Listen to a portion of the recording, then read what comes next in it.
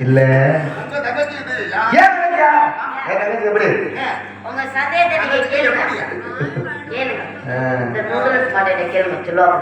ஆமா இத வச்சு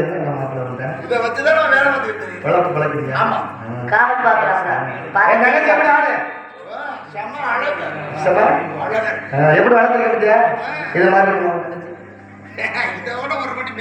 என்ன ஒரு படி மேல இருக்குமா ஒரு படி உள்ள இருக்குமா?